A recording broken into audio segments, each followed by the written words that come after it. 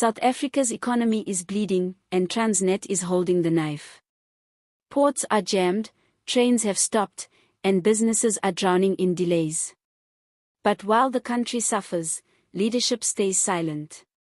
Today on SA Unfiltered, we dig into the collapse of our logistics system, and why fixing Transnet might be the last chance we have to save the economy from total breakdown.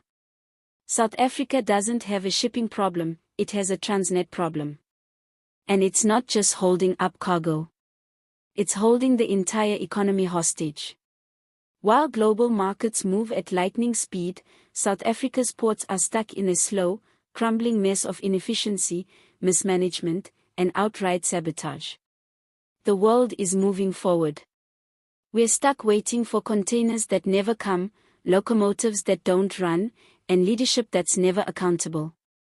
Transnet, once a proud symbol of state logistics, has become one of the biggest choke points in our economic engine. Ships are queuing for days, sometimes weeks, just to dock. Exporters are bleeding. Farmers are watching harvests rot. Mining giants are cutting back operations. And small businesses, already fighting load shedding and inflation, are being forced to carry the cost of a system that simply doesn't work. Let's not sugarcoat it, South Africa's logistics infrastructure is collapsing. And the numbers don't lie. Billions in lost exports. Millions in demurrage fees. Jobs lost. Contracts cancelled.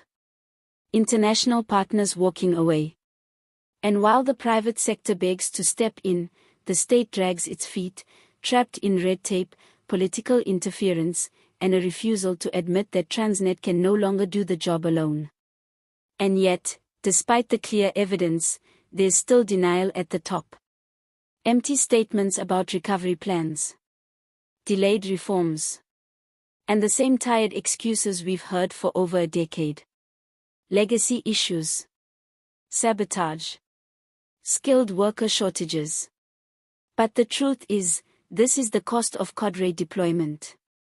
This is the cost of protecting politically connected contractors over competent professionals. This is what happens when a state-owned entity becomes a shelter for patronage instead of a tool for national progress. We've seen the results firsthand. The Port of Durban, once Africa's gateway, now ranks among the worst-performing ports in the world. Rail corridors are being stripped of copper and left to rot. Freight trains stand still while trucks flood the highways, tearing up the roads and clogging every major trade route. And who pays? The South African consumer, who's now paying more for food, fuel, and basic goods, all because logistics are falling apart. Business leaders have sounded the alarm. Economists have warned of the consequences. Even former Transnet insiders have broken their silence. But nothing changes, because admitting failure would mean admitting the system is broken beyond repair. It would mean handing over control. And in a political culture built on control, not delivery, that's the ultimate threat. But let's be clear, this isn't just about bad management. It's about economic sabotage. Every day Transnet fails, it drags the rest of the country down with it. Investors pull out. Confidence drops. And real growth, the kind that creates jobs, lifts communities, and rebuilds the nation, becomes impossible. We are told reform is on the way. That partnerships are being explored. That private operators will be brought in to support the system. But the public has heard this song before. We've been promised turnarounds while the trains stopped running. We've been told to be patient while cargo disappeared and terminals fell into chaos. Enough with the speeches. We want results.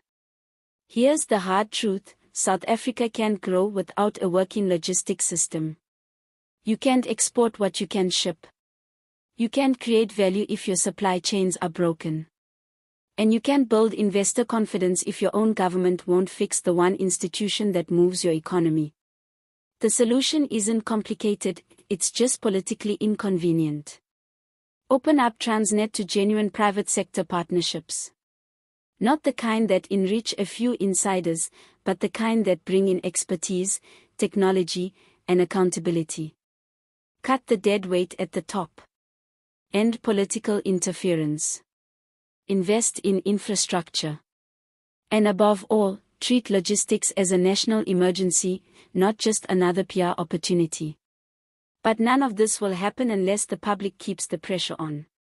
Because while politicians can delay and distract, the economy doesn't wait. It breaks. And when it breaks, it's the poorest who suffer first.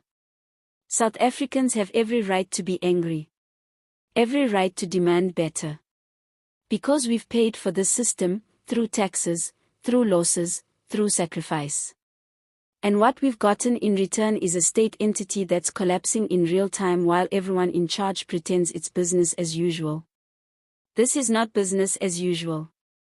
This is national decline. And if we don't fix Transnet, we can forget about any meaningful recovery. Forget about jobs. Forget about investment. Forget about growth. Because the economy is only as strong as the rails, roads, and ports that carry it. This is SA Unfiltered, where we speak for the frustrated, the unheard, and the ones stuck waiting in line while ships sit at sea.